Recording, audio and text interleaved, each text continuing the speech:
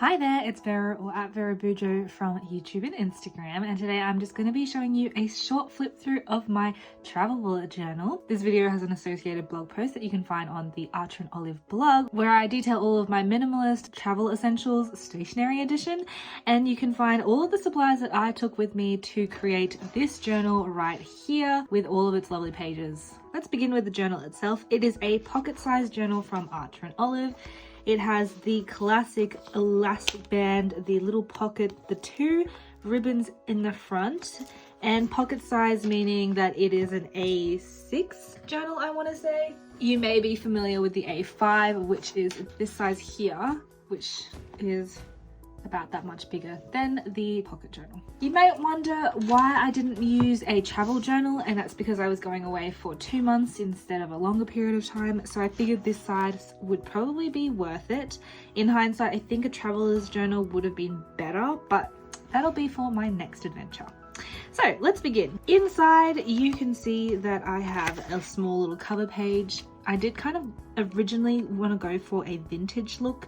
That theme doesn't really stick throughout the entire journal, but I did try and start it. At the beginning here we have a small map of Australia, and this I completed along the way. The dark red colours are cities that I inputted before the trip just to kind of know where I was on the map of Australia. And then we've got some pink colours, which is the towns that we stopped at on the way up, and then blue is the towns that we stopped at on the way down.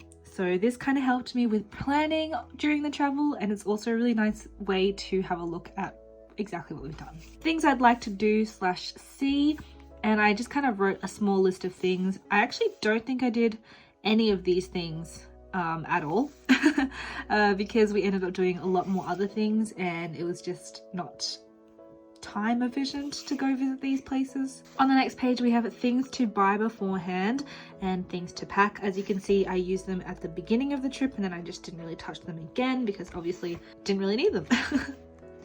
We've got a packing checklist over here, and it's got several different pages which flip over to this side, and then I've got like other sides. Most of this stuff was just camping gear, so you know, it takes up a lot of space. Over here we have a small calendar where I planned in pencil everything that I wanted to do and then transferred that into pen once we had actually done it.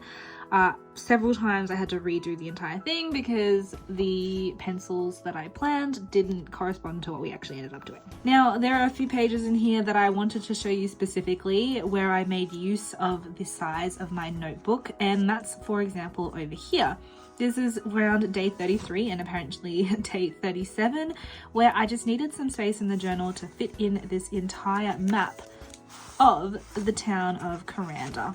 So I have this map glued into my journal, and it does fit if I fold it in nicely like so, and that is one of the options that I had available to me when using this pocket-sized journal. So as you can see, the map itself is a lot bigger than my journal, and I have made it fit in by folding it down and then using some scrapbooking techniques to post things on the top so that I could make it look a little bit nicer.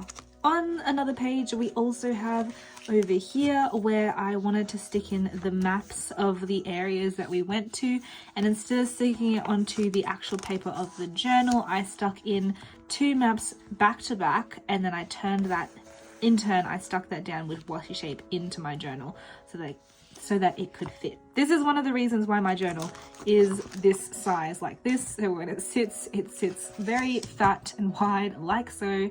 It does not close without the elastic band. Another example that I have in here is this page over here, which I totally love.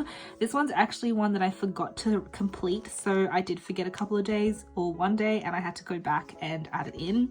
But for example, we have a map of this area of Australia, which is the area from Cairns down to Cardwell, and I just stuck the map in, and on the back I used some extra scrap paper that I did take with me in this little envelope over here with some scrap paper that I stuck on the back and then turned into a small section where I could write some other things about the trip. On this side over here, I have a picture of the Wallerman Falls, which is the highest single drop falls in Australia, just in case you're interested. And on the back of that, I have written just that we even went to Wallerman Falls over here, as well as a small little map of the city of Ingham, or the town of Ingham, where we did spend one afternoon. You might be wondering why there's still extra stuff on this, and that's because I also ended up adding this little map of the area so that I could know exactly where we went to, specifically that we came through Ingham to go to Lucinda, where we did spend a night camping over there. And so I just really wanted to have that in my journal. Oh, and you've also got the Wallerman Falls here, which is this image on the front of this little section here. Another one that I really like is for Magnetic Island, and this part I just have the map here. Now all of the images that I have in this journal are all from the travel guides, or not travel guides but brochures from information centres around Australia or around northern Queensland, and some of them I did buy stickers, so just a few things where I did end up spending money for this journal. Apart from that, I did pretty much collect everything from brochures. If I didn't have a brochure or the brochure itself was too large, I did end up trying to draw it by hand, which is what I did for Great Keppel Island. I tried to draw the island and I put a few little things that we did on the island because all of the maps were either too big or just too small for this journal, and it wouldn't fit like what I did with this particular map of Kuranda. Like, it just didn't fit. Another thing that I found interesting during the trip is using scraps of paper where I had originally put other things in or not have anything in. It's just that when I'm decorating pages and I have scraps of washi tape, I don't want to throw it away. I actually want to use it.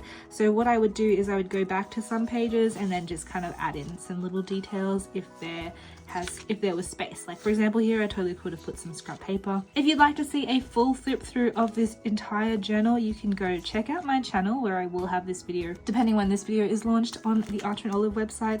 So if my video is already out, you can check it out by going to @VeroBujo on YouTube and finding my little travel journal. I hope you've enjoyed the video, and I will see you in another one very soon.